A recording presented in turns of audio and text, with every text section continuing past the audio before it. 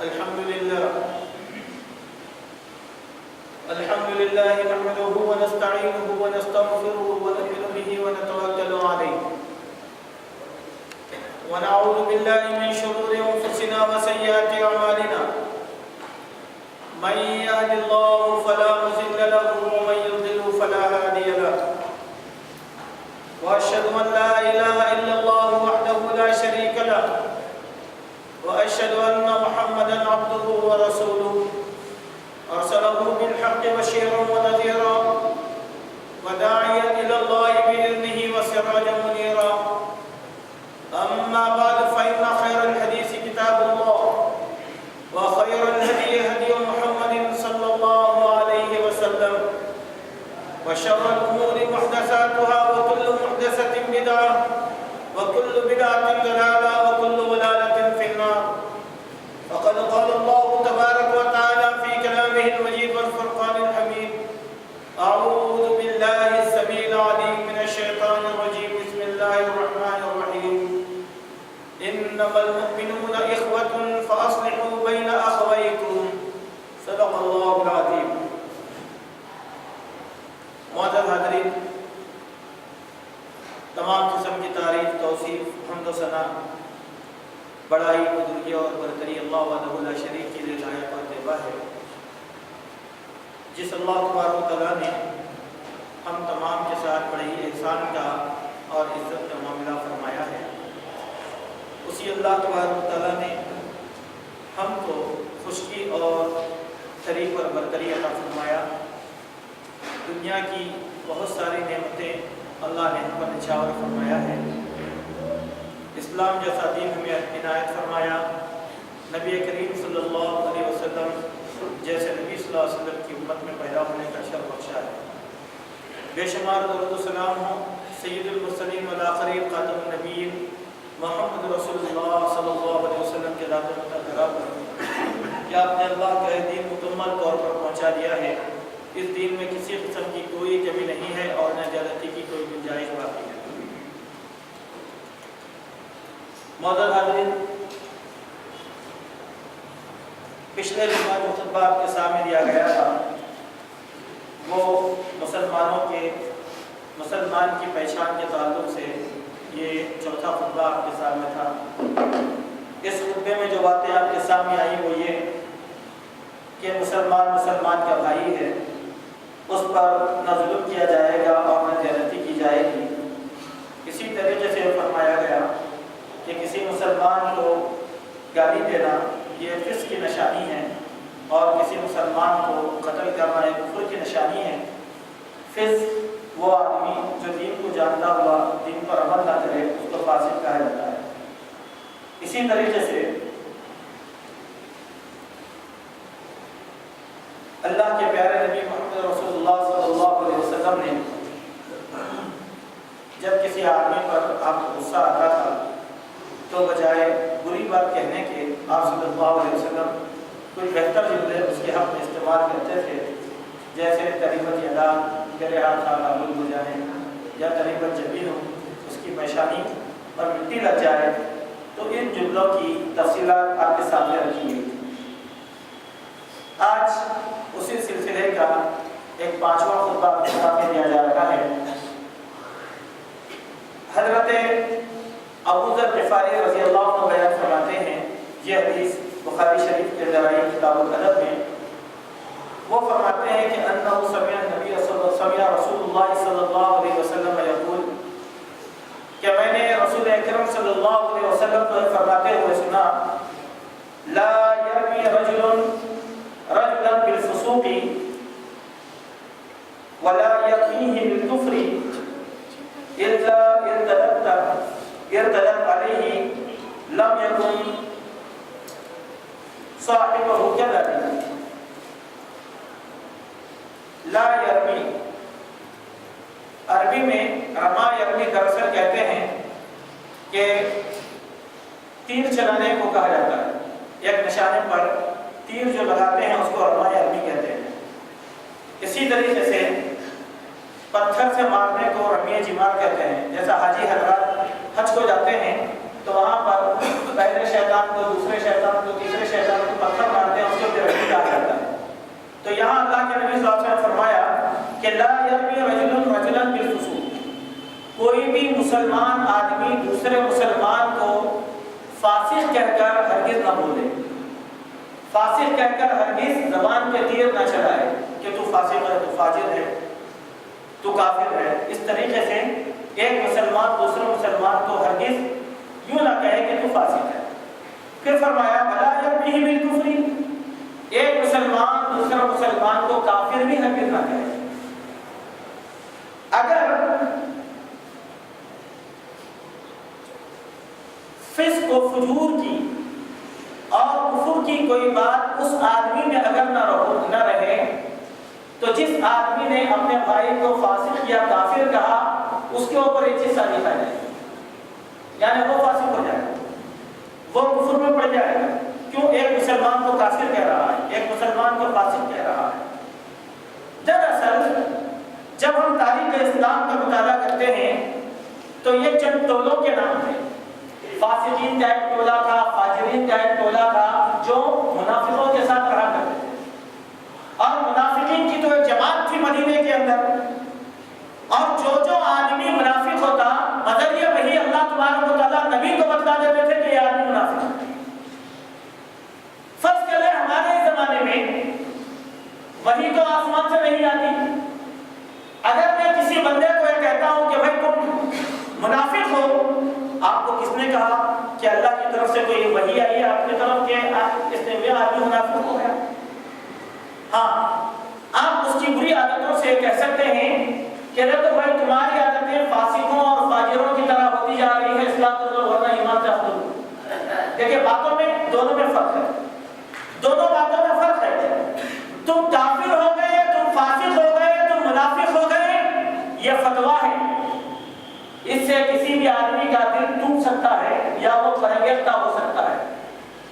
ہاں، اس کی عادتوں کو دیکھ کر آپ جھوٹ بہت بولتے ہو، جھوٹ بولنا فاسقوں، فاجروں اور منافقوں کی نشانی ہے، آپ اصلاح کر دو۔ آپ گالی بہت دیتے ہیں، گالی دینا فاسقوں اور فاجروں کی نشانی ہے، آپ اصلاح کر لو۔ ایک بات میں آپ کو آج بتاتا چلتا ہوں، شاید ہمارے بعض بھائیوں کا دل یہاں پر چھوٹا بھی ہو، لیکن اگر ان کو معلوم نہیں ہے تو وہ اپنی اصلاح کریں۔ مشکات شریف کے اندر ایک حدیث آئی، فسق کے باب میں فاسقوں کے جو عادات اور اطوار ہوتے ہیں ان عادات اور اطوار کے بارے میں ایک حدیث بھی آئی۔ ہم مومن ہیں، اللہ کے نبی کی اس حدیث کو سنجیدگی کے ساتھ سنیں۔ جس کسی مسلمان نے اپنی داڑھی کو مڑا دیا اس کا شمار بھی فاسقوں میں ہوتا ہے۔ اللہ کے نبی صلی اللہ علیہ وسلم نے کہا جس آدمی نے اپنے چہرے کو جان بوجھ کر کاٹ دیا، اپنا چہرہ ختم کر دیا، تو اس آدمی نے بھی کیا کیا؟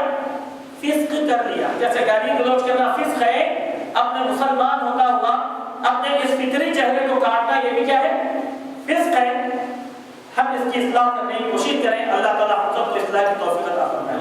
عموماً ہوتا یہ ہے کہ جو بھائی ہمارا چہرہ نہیں چھوڑتے، اگر ان کو ایسی باتیں یا ایسی حدیثیں سنائی جائیں تو بیچارے تھوڑا سا غصہ ہو جاتے ہیں۔ غصہ ہونے کی بات نہیں ہے، بات میرے نہیں ہے نہ بات آپ کی ہے، یہ بات اللہ کے پیارے نبی محمد صلی اللہ علیہ وسلم کی بات۔ جتنے بھی انبیاء اور رسول گزرے ہیں تمام انبیاء اور رسول کو داڑھی تھی۔ اب بعض لوگ سوال کرتے اٹھا داڑھی کا ذکر قرآن میں ہے کیا؟ بالکل ہے، قرآن میں بھی داڑھی ہے، اگر آپ نہیں پڑھے تو اس میں ہمارا کیا قصور ہے؟ داڑھی کا ذکر بالکل قرآن میں ہے۔ کیسے؟ اللہ تبارک و تعالیٰ نے حضرت موسیٰ کلیم اللہ علیہ السلام کو بات چیت کرنے کے لیے طور پہ بلایا تھا۔ حضرت موسیٰ علیہ السلام 40 دن کے لیے طور پہ چلے گئے، اپنا نائب اپنے بھائی ہارون کو بنا کر چلے گئے کہ وہ اس قوم کی مسلمان امت کی نگرانی کرتے رہنا۔ موسیٰ آنے تک یہ قوم کفر میں پڑ گئی۔ ایک آدمی جادوگر تھا سامری جس کا نام ہے، وہ سامری اپنے جادو سے ایک بچڑا بنا دیا زیورات ڈال کر، اور اس میں جادو کے زور سے ایک آواز کو بھی پیدا کیا اور اپنی خدائی کا ڈنکا بجا دیا۔ تو بنی اسرائیل جو مومن اور مسلمان تھے وہ سامری کے پاس چلے گئے اور سامری کے پاس جا کر بچڑے کی عبادت کر گئے۔ حضرت موسیٰ جب طور سے واپس آئے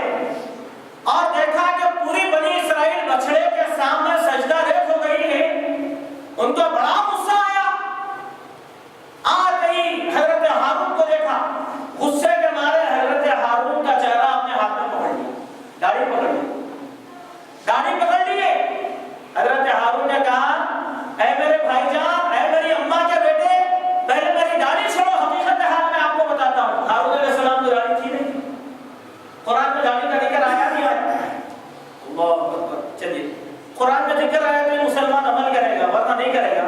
اللہ کے نبی کی سنتوں میں جو آیا ذکر اس کے بارے میں کیا کہیں گے؟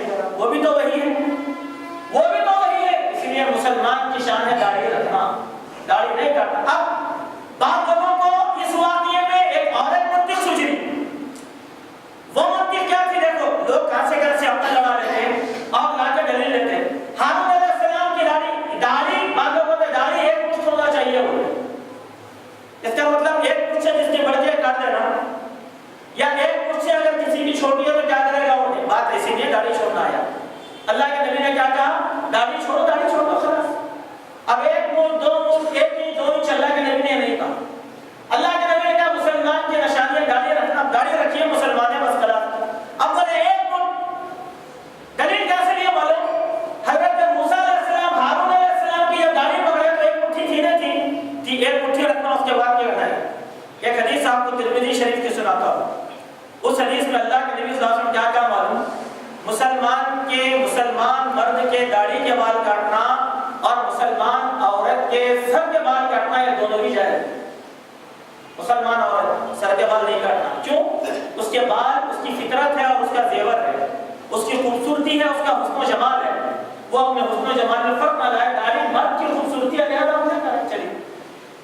اگر مرد کی فطرت میں داڑھی نہیں رہتی تو داڑھی عورت کو بھی رہتی تھی.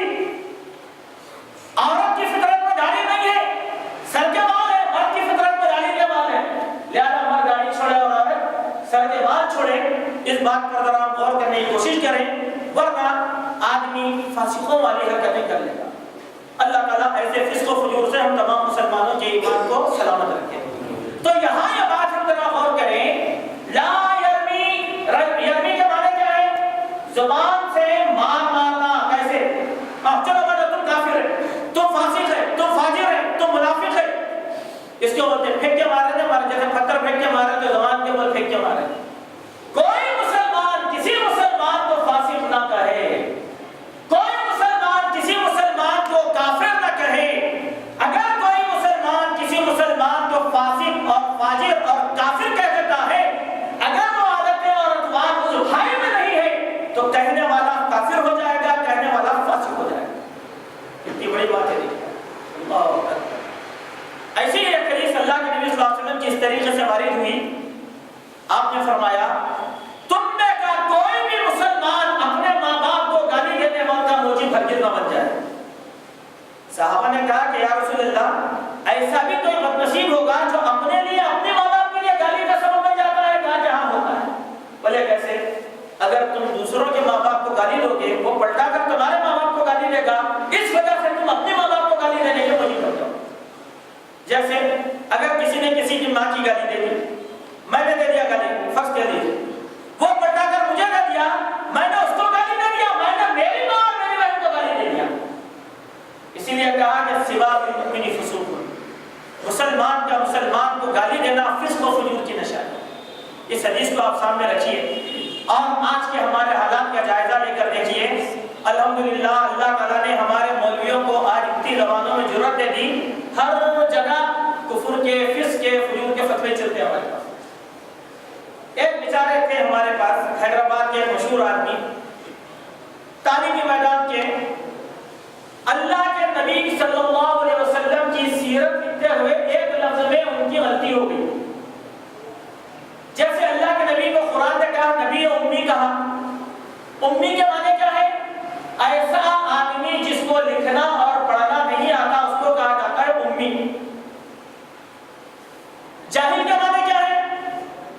ایسا آدمی جس کو بہت علم ہے لیکن عمل نہیں کرتا وہ جاہل. قرآن میں جاہل کی تعریف ایسی ہی کی گئی. کیسے؟ مثل الذین حملوا التوراۃ ثم لم یحملوها کمثل الحمار یحمل اسفارا. یہ ایسے لوگ ہیں جو گدھوں پر کتابوں کا بوجھ اٹھائے ہوئے ہیں لیکن اخلاق نہیں ہے، اوصاف نہیں ہے، کچھ بھی نہیں ہے، وہ ایسا انسان جاہل.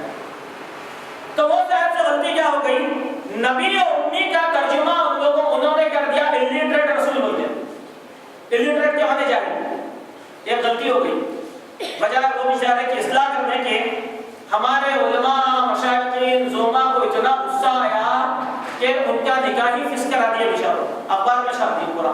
نہیں بولے تم کافر ہو گئے، نبی کی شان میں گستاخی کر دیے، لہذا تم ہو گئے کافر، تمہارا نکاح بھی فسق ہو گیا اور اب نکاح فسخ ہونے کے بعد تمہاری بیوی تم سے علیحدہ ہو گئی، لہذا دوبارہ تجدید ایمان کرو، ایسا کوئی آدمی کافر نہیں ہوگا، ایسا کوئی آدمی کافر تھوڑی دیر کے لیے۔ توکل کے باب میں ایک حدیث اللہ کے نبی نے بیان فرمایا، ایک آدمی تھکا ماندہ آیا، ایک درخت کے نیچے سو گیا، نیند لگ گئی، جب وہ آنکھ کھول کر دیکھا نیند سے بیدار ہو کے تو اس کا اونٹ غائب ہو گیا۔ اب وہ آدمی کیا کرا، بہت تلاش کیا اونٹ کو، بہت تلاش کیا، اونٹ نہیں ملا، پھر تھکے ماندہ آیا، افسوس کے ساتھ اسی مقام پر بیٹھا گیا، میرا اونٹ چلے گیا، خلاص افسوس کر رہا ہے۔ بہت تلاش کرنے کے بعد اچانک اس کا اونٹ اس کے سامنے آ گیا تو اس کی خوشی کی انتہا نہ رہی، خوشی کی انتہا نہ رہی، اس خوشی کی انتہا کے بارے وہ آدمی کے منہ سے جملے غلط نکل گئے، کیسا؟ اے میرے اللہ، میں تیرا اللہ ہوں، تو میرا بندہ ہے، بولیے کیا کہا خوشی کے بارے؟ اے اللہ، تو میرا بندہ ہے اور میں تیرا اللہ ہوں۔ اللہ کے نبی فرماتے ہیں خوشی کے معنی اس کی زبان نے لفظ کر دی، اس سے وہ کافر نہیں ہوتا۔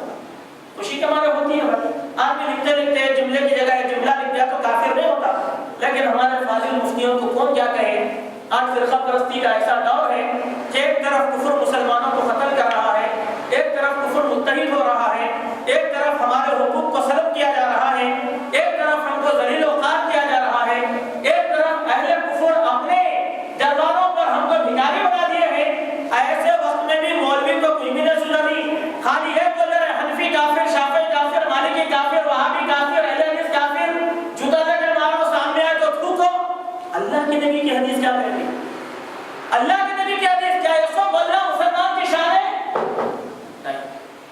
آج صبح میں ہمارے گھر کے پاس ایک معاملہ آیا، بڑا پیارا واقعہ ہے۔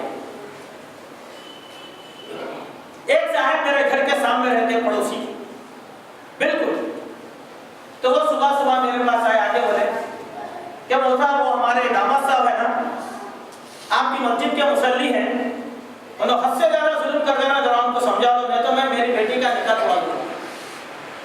ارے مولا کہ بھائی ایسا کیوں کر رہے؟ تو وہ لگے لوگوں میرے گھر میں درود شریف کا دسترخوان لگا، اب میں دعوت دے کے بلایا تو نہ بیوی کو بھیج رہا نہ بچوں کو بھیج رہے۔ جب میں ان کو نکاح کر کے میری بیٹی دیا تھا تو وہ تو سنی مسلمان تھے، اب انہوں کہتے ہیں نیا مسئلہ قبول کر لیا، کل ہندو ہو گئے تو میں کیا کروں گا؟ میں بولا جی حضرت ذرا زبان کی نرمی سنبھالو، بولے مسلمان ہندو کیسا ہوتا ہے یہ بات کرو، وہ بھی دیندار آدمی، اللہ تعالیٰ شرک کے غلط سے نکالا، توحید کی طرف لے کر آیا، تباہی سے نکالا، اور یہ سب باتیں خرم صاحب تم میرے کو مت سمجھاؤ، تم لوگ باتوں میں ایسا الجھا جاتے ہیں کہ میرا میں بھی بدعقیدہ ہو رہا ہوں۔ اب ذرا سوچو بات، عام آدمی جس کو قرآن پڑھنے نہیں آتا وہ کیا بولتا ہے نہیں تم لوگوں تو درود بھی نہیں پڑھتے، فاتحہ بھی نہیں پڑھتے۔ عجیب انسان ہے، عجیب۔ اب یہ جو جملہ ہے حیدرآباد میں رہنے والے 90% مسلمانوں کی زبان میں ہمارے مفتیوں نے چڑھا دیا۔ مرد مردود، فاتحہ کا درود، میں آپ کو بتاتا ہوں، جو آدمی قرآن اور سنت کا پیروکار ہوتا ہے اپنی کوئی صبح نبی پر درود کے بغیر نہیں کرتا اور کوئی شام نبی پر درود کے بغیر نہیں کرتا۔ اب جتنے بھی لوگ بولتے کہ بھئی مرد مردود فاتحہ نہ درود، میرا وہ سب بھائیوں سے ایک سوال ہے، آپ دن میں نبی پر درود کتنے مرتبہ پڑھتے؟ آپ دن میں درود نبی پر کتنے بار پڑھتے بولیے آپ؟ میں نبی پر درود پڑھتا ہوں، ہر فرض نماز کی ادا کے بعد میں نبی پر درود پڑھتا ہوں۔ ہے کوئی نبی پر درود پڑھنے والا ہر فرض نماز کے بعد؟ ہر فرض نماز، سنت اور نوافل کے اندر میں نبی صلی اللہ علیہ وسلم پر درود پڑھتا ہوں، چونکہ درود کے پڑھے بغیر میری نماز قبول نہیں ہوتی۔ کتنے رکعت؟ 17 رکعت فرض، 12 رکعت سنت، 17 اور 12 میں تو میں لا محالہ پڑھتا ہی پڑھتا ہوں نبی صلی اللہ علیہ وسلم پر درود۔ تیسری بات، ہر فرض نماز کے بعد میں عادی ہوں دعا کر لینے کا میری ذات کے لیے، میں کوئی بھی دعا کا آغاز نبی پر درود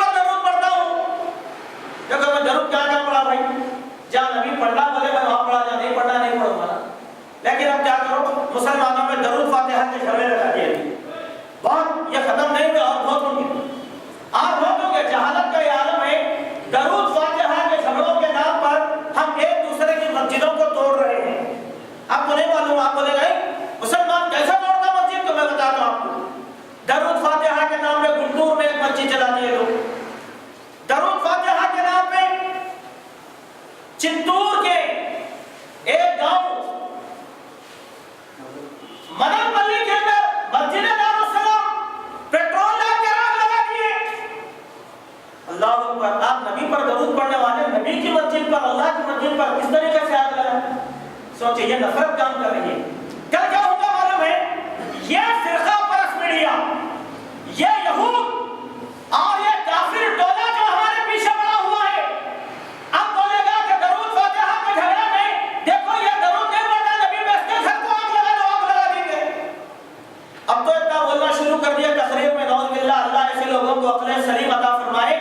تقریروں میں بول رہے ہیں معراج کا جلسہ ہے، وہاں پر یہی جملہ، میلاد النبی کا جلسہ ہے، وہاں پر بھی ہے. کیا ہے؟ اگر ایک بد جانور سامنے سے جا رہا ہے تو اس کو پہلے چھوڑ دو، مگر ایک وہابی سامنے سے جا رہا ہے تو پہلے اس کو تھوکو، لکڑی لگے مارو. میں یہ بے شعوری کی بات آپ کے سامنے نہیں کر رہا ہوں. بولتے آؤ میرے دوستو، اللہ کے پیارے حبیب محمد صلی اللہ علیہ وسلم ہم کو کیا سبق سکھاتے ہیں؟ اس حدیث میں کیا سبق سکھایا گیا؟ کوئی مسلمان کسی مسلمان کو فاسق و فاجر، کافر و منافق ہرگز نہ کہے. اگر کہے گا تو وہ خود فاجر، فاسق، منافق، کافر ہو جائے گا. بولنے کی ضرورت نہیں ہے، آٹومیٹک جب اللہ کے دربار میں جائے گا اور وہاں پر اللہ تعالیٰ کا جب دربار سج جائے گا، وہاں پر اللہ تعالیٰ بولے گا اچھا تو نے دوسرے مسلمانوں کو فاسق و فاجر کہا تھا، لہذا تو خود فاجر و فاسق ہو گیا. اسی لیے اللہ تعالیٰ نے قرآن مجید میں فرمایا، اکثر لوگ ایمان کا دعویٰ کرتے ہیں، کبھی کی ایمان سے بے دخل ہو چکے ان کو احساس بھی نہیں. اور معزز حاضرین، یہ جو تفصیلی کتبے آپ کے سامنے دیا جائے، اس کا مطلب کیا ہے؟ یہی ہم کلمے کی بنیاد پر مسلمان ہیں، قرآن کی بنیاد پر مسلمان ہیں، ایک اللہ کی عبادت پر ہم مسلمان ہیں، ایک رسول کی اتباع پر ہم مسلمان ہیں، ایک قبلہ رخ ہو کر ہم نماز پڑھتے ہیں تو مسلمان ہیں. اب کوئی مسلمان ہو گیا تو وہ کافر ہو سکتا؟ چلیے، مسلمان کافر کب ہوتا ہے معلوم ہے؟ اللہ کو نہیں ماننا، بلا کہ نہیں تمہارا اللہ ہے میرا اللہ ہے، وہ آدمی کافر ہو گیا. رسول اللہ کو نہیں ماننا، کیسے؟ میں اللہ رہنے کے بعد میں رسول کو نہیں مانتا، اللہ ہے بس میرے لیے اللہ کافی ہے، میں رسولوں کو نہیں مانتا، کافر ہو گیا. نبی صلی اللہ علیہ وسلم کو آخری نبی نہیں ماننا، وہ آدمی بھی کافر ہو گیا. بربلا اعلان کرتا ہے. ایک آدمی یہ کہتا ہے کہ میں اللہ ہے، رسول اللہ ہے، لیکن قرآن مجید کے بارے میں میرے کو شک ہے کہ قرآن مجید 30 پاروں کا ہے کہ 40 پاروں کا ہے. اہل تشیع ان کو ہم کافر کیوں بولتے ہیں؟ شیعہ کفر ان کا کیا ہے؟ ان کے پاس قرآن 40 پاروں کا ہے، 30 پاروں کا نہیں. 30 پاروں کا قرآن مانا مومن. اب ایک کہتے ہوتا میں قرآن تو مانتا ہوں لیکن حدیثوں میں مجھ کو شک ہے، میں اللہ کے نبی کی حدیث کو نہیں مانتا، وہ بھی آدمی کافر ہے. کیوں؟ اللہ کے نبی کا جان بوجھ کر انکار کر رہا ہے. اب ایسے معاملات میں سے کوئی بھی معاملہ نہیں ہے تو پھر ہم ایک دوسرے مسلمان کو کافر کیسے بول سکتے ہو؟ عجیب بات، عجیب. یہ دراصل ہم ایک ایسے شکنجے یہود میں آ گئے جس کو ہم سمجھنا نہیں چاہتے. چلیے میں آپ کو ایک بات بتاتا ہوں، ہر بڑی داڑھی والے کو یا ہر پگڑی بننے والے کو یا ہر تقریر کرنے والے کو آپ یہ نہ سمجھو کہ پکا مومن ہے. جو بھی آدمی فرقہ پرستی کی بات کرتا ہے تو سمجھو کہ انہیں کچھ نہ کچھ کرنا چاہ رہا ہوں، فساد، بگاڑ، اور وہ کسی غیرے کے لیے بیان کر رہا ہے. ایسا مت سمجھو آپ کہ بڑے علامہ آ گئے تو انہوں کچھ بھی نہیں، انہوں بڑے عالم صاحب، ایسا نہیں.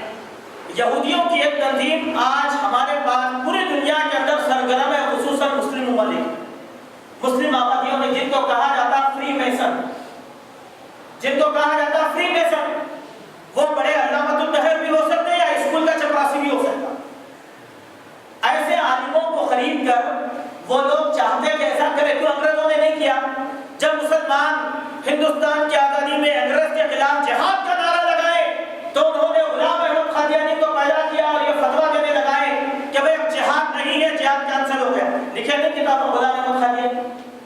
لکھا نہیں لکھا؟ بولے جہاد نہیں ہے، جب جہاد ہے قیامت کی صبح تک جہاد ہے. زمین میں زلزلہ آ جائے گا، سورج بجائے مشرق سے طلوع ہونے کے مغرب سے طلوع ہونا شروع ہو جائے گا، اس وقت تک بھی مسلمان پر جہاد فرض ہے. اب بولے غلام احمد قادیانی بولے نہیں، ایک کام کرو تم، جہاد فرض نہیں ہے تو کتابیں لکھو. تو اپنی زندگی بچانے والے کیا کریں؟ اس کے اوپر ایمان لے کر آئے، ان کو قادیانی کہہ دیا گیا. ایسا ہوا نہیں ہوا؟ تو فرقہ پرستی کی بات اللہ کے نبی کا دین جاننے والا نہیں کرتا، فرقہ پرستی کی بات وہ کرتا ہے جس کو دنیا کی طلب ہے، اپنے اپنے گروپوں کو بانٹ لیا ہوا آدمی۔ معزز حاضرین، آج کے اس دور میں ہم ایسے لوگوں سے چاق و چوبند رہیں، ایسے لوگوں سے بیدار رہیں اور ایسے لوگوں کو اپنی صفوں میں آنے نہ دیں اور ان سے کہیں کہ نہیں بھائی ہم کچھ بھی ہوں گے، خیال کچھ بھی ہوگا، مسئلہ کچھ بھی ہوگا، لیکن ہم سارے کے سارے مسلمان ایک ہیں۔ یہی دعوت آپ کو ان خطبات میں دی جا رہی ہے۔ مثال کے طور پر دیکھیے، ایک زمانہ تھا کوئی بھی بڑی ذات کا ہندو چھوٹی ذات کے شودھر ڈاکٹر کے پاس جانا گوارا نہیں کرتا۔ شودھر چھوٹی ذات کا کوئی جاتا تھا اس کے پاس نہیں، بولے کیوں؟ چھوت چھات، بولے کہ چھوٹی ذات کا آدمی پہلے پڑھنے کا حق نہیں ہے، پڑھ لیا تو پھر بڑی ذات والوں کے لیے نہیں، ہرگز نہیں آ سکتا۔ لیکن اب ان کے پاس بھی زمانہ بدل گیا، ان کے پاس وہ ہندو جن کے پاس ذات پات کی تمیز ہے، چار ذاتوں میں انہوں نے انسانیت کا بٹوارا کر لیا۔ اب وہ لوگ بھی کیا کر رہے ہیں؟ یسٹی کلاس BC کلاس والوں کے لیے اسمبلی کی سیٹیں ریزرویشن کرے نہیں کرے؟ کیوں کرے بھائی؟ BC کلاس والے کو تو حکومت کرنے کا حق نہیں ہے، انہیں تو نوکر ہے، تمہارا غلام ہے، غلام کو اقتدار کرنے کا حق کیسا دیے تم؟ بولے کہ انسانی حقوق کی بنیاد پر دے دیے حق، دیے نہیں دیے؟ کیا مسلمان اس سے زیادہ بدتر ہو گیا؟ کیا اپنے پاس اللہ کا کلام رکھتا ہے، نبی کی سنت رکھتا ہے، حی علی الصلاۃ حی علی الفلاح کی آواز پر اللہ کے گھروں کا رخ کرتا ہے؟ کیا وہ یہ فرقہ وارانہ ناموں میں اتنا خوش ہو گیا کہ اپنے آپ کو کافر کہہ لیا اور دنیا ہم کو مان دے چلی؟ اللہ اکبر! سوچو میرے دوستو، سوچو، یہی دعوت آپ کو ان خطبات سے دی جا رہی ہے۔ ہم سب مسلمان ہیں، ہم سب مسلمان ہیں، کوئی ذات پات برادری کی کوئی تقسیم آج ہمارے پاس نہیں ہے۔ چلیے تھوڑی دیر کے لیے آپ غور کیجیے، میں سفر کر رہا ہوں، کچھ غیر مسلم لوگ مجھ کو رستے میں روک لیے، روک کے کیا بولتے ہیں؟ نہیں مسلمان ہے، مارو، ہو رہا نہیں ہو رہا؟ چہرہ دیکھے، جس کو چہرہ بھی نہیں ہے کچھ بھی نہیں ہے تو کیا کرتے؟ نام پوچھتے، میرا نام عبداللہ، مارو اس کو۔ پوچھتے بھائی آپ کیا ہے؟ سنی ہے، شیعہ ہے، کیا ہے؟ آپ پوچھتے کیا؟ بولے کہ پہلے کیا کرو انہیں مسلمان کرو، کیوں؟ ایک اللہ کا نام لینے والا، محمد صلی اللہ علیہ وسلم کا متبع، قرآن مجید کو پڑھنے والا، نبی کی سنت پر عمل کرنے والا، لہذا اس کو مارو۔ نفرت کس سے ہے؟ لفظ مسلم سے ہے۔ حنفی، شافعی، مالکی، حنبلی، وہابی سے نفرت نہیں ہے، اس کو نفرت کس سے ہے؟ لفظ مسلم سے۔ آپ لفظ مسلم کو نفرت ہے، اللہ اکبر! اسی طرح سے ارے میں مسلمان ہوں گا بھائی، تم قادری نہیں ہے نا، تم چشتی نہیں ہے، تم نقشبندی نہیں ہے، لہذا ہمارے بھی نہیں ہوتا، ہمارے بھی نہیں ہوتا۔ تو ارے بھائی ایسا نہیں بول رہا، بھائی مت بولیے ایسا، ہم سب نہیں بولے کہ ایسا مسلمان ہوتے سلسلہ ملتا گیا۔ میرے دوستو، ہم سب کا سلسلہ ملتا ہے نبی کریم صلی اللہ علیہ وسلم کی امت سے۔ یہ کافی نہیں ہے سلسلہ ہمارے لیے؟ ہم سب کا سلسلہ ایک نبی سے جڑتا ہے، ہم سب کا سلسلہ جا کر جڑتا ہے حضرت اسماعیل علیہ السلام سے، ہم سب کا سلسلہ جا کر جڑتا ہے حضرت ابراہیم خلیل اللہ سے۔ کیا اس سلسلے سے بڑا سلسلہ کوئی اور ہو سکتا؟ ہرگز نہیں۔ آئیے معزز حاضرین، میں آپ تمام حضرات کو اسی بات کی دعوت دینا چاہتا ہوں، اپنی صفوں میں اتحاد کو پیدا کیجیے، یہ تفریق کو ختم کیجیے۔ یہ زمانہ ترقی کا زمانہ ہے، علم کا زمانہ ہے، سوچ کو بلند کرنے کا زمانہ ہے۔ چھوٹی سوچ لے کر آپ چلیں گے تو یہ ترقی ہرگز نہیں ہوگی۔ کل کو ہوگا کیسا بولتا ہوں، دیکھیں کل کیسا ہوگا معلوم ہے؟ یہ فرقہ پرستی جب بڑھ جائیں گے نا، کل کیا ایسا ہوا، میں آپ کو دلائل بھی دے سکتا ہوں، غلط بات نہیں بولتا ہوں۔ ادھونی شہر ہے قریب میں، کرنول ڈسٹرکٹ میں ادھونی شہر، وہاں پر ایک بہترین نوجوان آدمی ہے، وہ صاحب کو PRP سے MLA کا ٹکٹ دیا جا رہا تھا۔ سنیے آپ بات غور سے، نفرتہ کتنے کام کرتے دیکھیے آپ۔ PRP سے ایک ٹکٹ دیا جا رہا تھا MLA کا، اور وہ علاقے میں مسلمانوں کا ڈومینیشن اچھا ہے، تب ان کو ڈکلیئر ہو گیا ٹکٹ ملنے والا ہے۔ تھوڑے بیچارے مسلمان تنگ دل کے پہنچ گئے PRP کے صدر صاحب کے پاس۔ ارے بولے ان کو کہیں دے رہے ہیں آپ ٹکٹ؟ بولے کیوں؟ انہوں وہابی ہے، وہابی کے معنی معلوم تمہارے کو نہیں، لشکر طیبہ والے ہیں وہ لوگ، دہشت گرد ہیں، ان کو ٹکٹ مت دو، فوٹو سے محروم ہو جائے گا۔ حالانکہ بیچارہ فاؤنڈیشن سے کام کرتے ہوئے آیا، اس کے ساتھ رہنے والے، ہم نے بولا یہ کیا ہے میرے کو تو نہیں معلوم ہے، ہمارا کاری کرتا ہے یہ معلوم، یہ نہیں معلوم، بولے ان کو ان کو دو تم ٹکٹ، ان کو پیش کرے، وہ بیچارہ نہ تم کو 30 کو ٹکٹ دے دیا، نقصان ہوا نہیں ہوا؟ دیکھو یہی فرقہ بندیوں کا نقصان۔ چلیے 2 دن پہلے اخبار میں ایک بات آئی، اعتماد اخبار کے اندر، نہیں پڑھے تو آپ جا کر پڑھو، 6 دسمبر کو ماں کے لوگ کیا کرے، بابری مسجد کی ریالی نہیں کر رہے، ظہیر آباد کے لوگ، تو وہاں کی M L A Geeta Reddy کو بڑا غصہ ہے، 2 دن کے بعد پورے مسلمانوں کو بلائے اپنی پارٹی کے، بلا کے ان کی زجر توبیخ کرے، ان کو برا بولے، بولے کیا بولے کب تک لگا کے رکھے بابری مسجد یہ سب، کب تک رہیں گے اس کے پیچھے؟ بولے ہماری پارٹی میں اگر رہنا رہا تو آئندہ سے کام نہیں کرنا، ورنہ نکل جاؤ یہاں سے۔ اب بیچارے کچھ بھی نہیں بولے، آرگومنٹ نہیں بولے، آرگومنٹ کچھ بھی نہیں کرے، کچھ نہیں آرگومنٹ، اچھا میڈم آئندہ سے نہیں بولے۔ اللہ کے بندوں کو اتنا شعور نہیں ہے، پورا ظہیر آباد کا علاقہ ہے مسلم ڈومینیٹڈ، اب اس کو کیا کریں؟ کمزور طبقات کے لیے ظہیر آباد کی سیٹ فکس۔ ارے کیوں بھیا 90% مسلمان ہیں، جہاں کے 90% ووٹ ہیں مسلمانوں کے، وہاں کی seat S T B C کے واسطے کیوں فکس کر رہے آپ؟ اگر وہاں کی سیٹ فکس کرنا تھا تو سکندرآباد کی سیٹ فکس کرنا تھا، ہدایت نگر کی کرنا تھا ایس ٹی اور بی سی کے واسطے، جہاں پر اعلیٰ ذات کے ہندو رہتے، وہ نہیں کرے۔ یہ کیوں ہوا معلوم؟ یہ ہماری فرقہ بندیوں کی وجہ سے، یہ ہماری ذات پات ہے بھائی، ہم سنی ہیں، ہم قادری ہیں، ہم چشتی ہیں، ہم نقشبندی ہیں، یہ سب ہے۔ اللہ اکبر، ہوا کیا؟ سیاسی اقتدار سے محروم ہوتے گئے۔ سوچو، میں نے بولتا یہ بات، آپ سوچو، ٹھنڈے دل کے ساتھ ہم سوچیں، کیوں؟ مستقبل ہمارا ہے۔ آج اگر ہم نہیں سوچیں گے تو یہ معصوم نسل جو ہمارے پاس پرواز چل رہی ہے، یہ بھی یہی زہر لے کر زندگی گزارے، یہی زہر لے کر۔ اور یاد رکھو دوستو، ہر 20 سال کے بعد ایک جنریشن، ایک نسل تبدیل ہوتی۔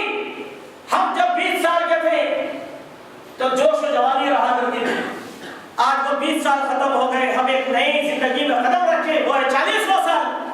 اب وہ سوچ، وہ جوانی، وہ فکر اب باقی نہیں رہتی۔ کل 20 سال نکلیں گے، ہم بزرگ ہو جائیں گے، آج کے 20 سال کے نوجوان ہماری جگہ لے لیں گے۔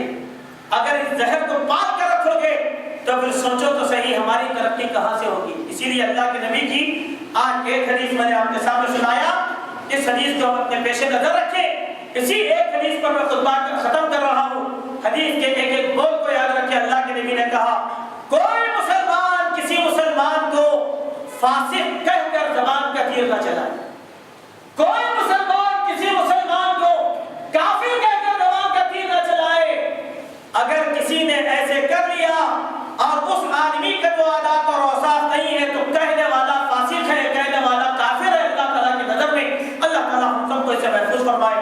اللہ تبارک و تعالیٰ سے دعا ہے، اللہ تبارک و تعالیٰ ہم تمام مسلمانوں کو آپس سے متحد رہنے کی توفیق عطا فرمائے، اتفاق سے رہنے کی توفیق عطا فرمائے۔ اللہ ہمارے سینوں کو کینوں سے پاک فرمائے، اللہ زندہ رکھے، اسلام پر رکھے، جب ہمارا خاتمہ ہو ایمان پر ہو، اللہ تعالیٰ ہم سب کو قوت اسلامی پر متحد فرمائے، قرآن پر ہمیں اتحاد فرمائے، سنت پر ہم سب کو متفق فرمائے۔ اللہ تبارک و تعالیٰ قبلے کی بنیاد پر ہم سب کو متحد رہنے کی توفیق عطا فرمائے۔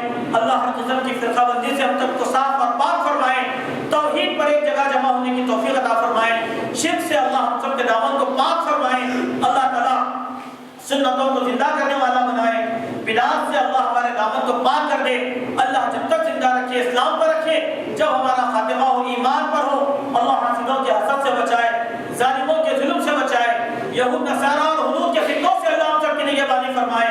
اللہ تبارک و تعالیٰ ہمیں کے جو بیمار ہیں انہیں صحت عاجلہ عطا فرمائے، شفاء کاملہ عطا فرمائے، ہلاکت قید امراض سے اللہ تعالیٰ ہم سب کی حفاظت فرمائے۔ اللہ ہمارے مرحومین کی مغفرت فرمائے، سلف صالحین کے درجات کو بلند فرمائے، بن بیاہی جوڑوں کے غیب سے اللہ تعالیٰ جوڑوں کے انتظامات فرمائے۔ اللہ زنا سے ہمارے نوجوان مرد اور نوجوان عورتوں کو محفوظ فرمائے۔ اللہ تعالیٰ آسانی سے نکاح کرنے کی توفیق عطا فرمائے، اخلاقی اور سماجی برائیوں سے اللہ ہم سب کو پاک فرمائے۔ اللہ نبی کریم صلی اللہ علیہ وسلم کے اخلاق حمیدہ کو اپنانے کی توفیق عطا فرمائے۔ اللہ تبارک و تعالی ہماری ان دعاؤں کو قبول کر لے جو اس وقت ہم زبان حال سے مانگ رہے ہیں۔ اللہ تو دلوں کے بھیدوں کو جاننے والا ہے، دلوں کی دھڑکنیں تیرے علم میں ہیں۔ اللہ ہمارے جائز تمناؤں کی تکمیل فرمائے۔ الہ العالمین ہم سب کی دعاؤں کو قبول کر لے۔ اقول قولی ھذا استغفر اللہ من کل ذنب و